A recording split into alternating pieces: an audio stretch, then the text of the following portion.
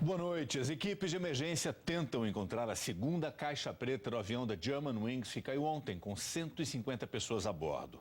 Com todos os dados do voo, os investigadores terão mais condições de descobrir o que causou a queda da aeronave. Os líderes da França, da Alemanha e da Espanha visitaram o local da tragédia. Virados para a montanha onde aconteceu a tragédia, um momento de reflexão. O presidente francês François Hollande, o primeiro-ministro da Espanha Mariano Rajoy e a primeira-ministra da Alemanha Angela Merkel prestaram homenagem às vítimas. Mas também foram acompanhar de perto o andamento das buscas, um trabalho que ainda está longe do fim. Hollande prometeu que todas as circunstâncias do acidente vão ser esclarecidas e anunciou que a carcaça da segunda caixa preta foi encontrada, apenas a parte exterior, sem o conteúdo. Ao fazer os primeiros comentários sobre a primeira caixa preta localizada, o diretor do BEA, o escritório responsável pela apuração das causas do acidente, disse que vão ser necessários dias ou semanas para apresentar dados mais concretos. Confirmou apenas que foi possível recuperar o áudio, apesar de a parte externa estar bastante danificada. Diante do tamanho dos destroços, especialistas afirmam que o avião teria se chocado contra a montanha em alta velocidade e não explodido no ar. O ministro do Interior da França disse que a hipótese de terrorismo não é a principal linha de investigação. Nos vilarejos próximos ao local do acidente, aqui nos Alpes franceses, o clima é de comoção. Os mais próximos se prepararam para receber parentes das vítimas. Em escolas e igrejas como esta, moradores fizeram questão de assinar livros de condolências. Famílias começam a chegar e são recebidas por psicólogos e tradutores. A maioria das pessoas a bordo do Airbus A320, que ia de Barcelona para Düsseldorf, eram espanhóis e alemães. Mas, ao todo, estavam no voo cidadãos de 14 nacionalidades diferentes. C'est délicat, oui, parce qu'il y a quand même tellement de malheurs, c'est une tragédie, donc ce sont pas des traductions touristiques ou autres qu'on fait d'habitude. Eu converso agora com o enviado especial a Düsseldorf, Pedro Vedova. Oi, Pedro, boa noite. Olha, cerca de uma hora atrás, o jornal The New York Times fez revelações que podem modificar de forma significativa o rumo dessas investigações. É verdade, Grilo. Tem essa informação do New York Times. Um dos dois pilotos saiu da cabine e não conseguiu voltar mais. Eles citam uma fonte que eles não identificam, que estaria participando das investigações, e fala que é possível ouvir pelas gravações da caixa preta essa pessoa voltando, tentando voltar à cabine, e ela bate normalmente para entrar, não tem resposta, e essa batida começa a ficar cada vez mais forte, e até determinado momento que é um barulho de um arrombamento, uma tentativa de arrombamento. Logo depois disso, minutos depois, o avião teve a queda e acabou se chocando nos Alpes. Então, essa situação abre espaço para duas perguntas primordiais, que é, primeiro, por que esse piloto saiu e não conseguiu voltar? E a outra é se foi deliberado ou não esse tipo de trancamento. Se a gente for imaginar a possibilidade desse trancamento, você tem uma hipótese de terrorismo, uma hipótese de surto psiquiátrico ali dentro da cabine, ou então situações mais normais, triviais, que seria de repente um ataque cardíaco, algum mal súbito, ou despressurização da cabine, ou mesmo algum fogo na cabine que possa ter de alguma forma deixado essa pessoa que ficou ali dentro inconsciente. O fato é que é um grande mistério o que aconteceu com esse avião. Você tem um dia de um tempo limpo, há a possibilidade também de você no meio do percurso um avião cair. Isso é muito mais raro do que um avião cair na decolagem ou então na aterrissagem, que é 16% a possibilidade. Então são várias perguntas que se fazem a partir desse incidente e as investigações se debruçam em outros temas agora. O fato é que, depois de acompanhar esse memorial, o memorial também na cidade que perdeu 18 pessoas de uma só vez, é incrível a gente imaginar como que uma notícia dessa repercutiria na cabeça dessas famílias. Grilo. Obrigado, Pedro. E sobre esse assunto eu converso agora com Gustavo Cunha Mello, que é especialista em gestão de risco. Oi, Gustavo, boa noite. Bom, essa informação de que um dos pilotos estaria trancado para fora na hora do acidente, ela abre uma série de alternativas. Quer dizer, o que pode indicar isso? Boa noite, Grilo. Quando o piloto decolou o avião e estava nivelado a 38 mil pés, é natural que ele possa ir no banheiro, ele pode ter levantado, tomado um café. Ele já tinha decolado, já tinha feito a parte mais estressante do voo, já tinha nivelado o avião estava já em voo de cruzeiro com piloto automático. O copiloto pode pilotar a aeronave enquanto ele pode ir ao banheiro ou pode ir tomar um café, etc. Então é natural. A porta fica trancada pelo lado de fora e ela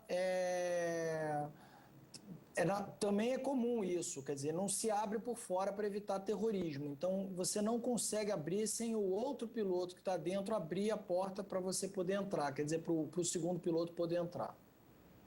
Gustavo, só para entender, isso é padrão em todos os aviões ou cada aeronave ou cada companhia tem um sistema diferente? A gente vê no voo as pessoas batendo na porta e alguém abrindo lá dentro, mas existem outras formas ou é sempre igual? Alguém dentro tranca e só abre por lá? Quer dizer, existe algum tipo de senha? Em algumas companhias o piloto pode ter uma chave ou é um padrão que funciona dessa forma em todas as companhias? Não, a porta tranca automaticamente, mas tem a senha sim. Algumas aeronaves, você tem razão, Grilo, o piloto tem um código que ele consegue abrir. Normalmente são aviões mais novos, mais modernos e que comportam esse tipo de situação. Mas o piloto sair da cabine não é estranho, o piloto tomar um café não é estranho e a porta ficar trancada por dentro também não é estranho. Pode indicar aí de fato, mal súbito ou suicídio do piloto que restou na cabine, a falta de diálogo e de não estarmos ouvindo. Agora, o problema é que a fonte que diz que não tinha nenhum barulho na cabine, que o outro piloto estava tentando bater, é da França. A gente tem que recordar que, os pilotos não estão aqui para se defender, eles estão mortos. E que a indústria francesa da aviação, inclusive a Airbus, tem muito interesse de que não apareça nenhum problema mecânico na aeronave. Esse avião, o A330, tem uma diretiva da EASA, o A320, tem uma diretiva da EASA, que é a Agência Reguladora da Aviação Civil Europeia, de dezembro de 2012, que relatava vários pilotos relatando problema nos sensores do bordo de ataque da asa, a parte da frente da asa do avião. Esse sensor capta o ar passando por baixo da asa e indica que o avião está voando. Quando o sensor congela, e eles vinham congelando, 2 dos 3 sensores vinham congelando, indicava que o avião tinha perdido sustentação ao piloto automático, ao computador de bordo. E o computador assumia o voo, embicava o avião, quer dizer, o pitch, o ângulo de inclinação da aeronave para baixo e acelerava o motor, quer dizer, para ganhar sustentação, como se ele tivesse numa situação de stall, perda de sustentação. Então, isso daí não foi dito, ninguém falou se esse avião já trocou esses sensores, porque não é mandatório, ele é apenas uma situação de emergência que os pilotos têm que ser treinados. Então, por que eu estou contando essa história? Porque se o outro piloto dentro da cabine estava tentando controlar o avião, essa situação de suicídio ou mal súbito é eliminada. Ele estava ali brigando com o avião para tentar controlar, porque o avião estava despencando 14 mil pés. O que é estranho é que 8 minutos talvez fosse suficiente para, mesmo tentando controlar o avião, ele abrisse a porta para o seu colega. Mas tudo isso vai depender do que a gente escuta no caixa preta de voz. Agora, Gustavo, tem a outra caixa preta com os dados de voo que ainda não foi encontrada essa caixa preta. Já foi encontrada de voz, mas não com os dados de voo. O que eu queria saber é o seguinte, no caso do Airbus, que a própria aeronave, a automação da aeronave assume uma série de decisões, fica registrado a tentativa do piloto de fazer um override, ou seja, de sobrepor a vontade da máquina, digamos assim. Eu pergunto isso pelo seguinte, encontrada essa segunda caixa preta, a gente teria informações de que o piloto estava lá dentro de fato tentando fazer alguma coisa ou esse tipo de informação não é registrada porque o avião tomou conta da situação? Não, é tudo registrado, Grilo, excelente pergunta, tudo isso é registrado e digo mais, existe um dispositivo na Airbus, quase todos os aviões da Airbus têm, esse avião tinha, que chama ACARS.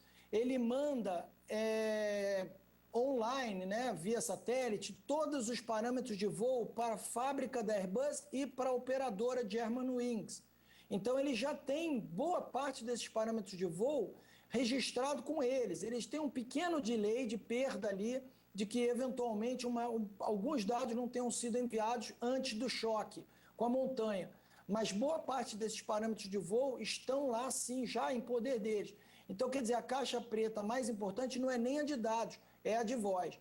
Mas eu não acredito eu acredito, Grilo, que nos próximos dias vão encontrar o segundo, porque são dois pares, tem um par no cockpit, na frente do avião, e tem um par na cauda. Então, eles devem encontrar nos próximos dias a outra caixa preta e vão elucidar. O problema é que quem investiga isso é o BEA, que é ligado ao governo francês e que tem interesses na Air France, tem interesse na Air France, não tem nada a ver com esse caso, mas tem interesses na Airbus.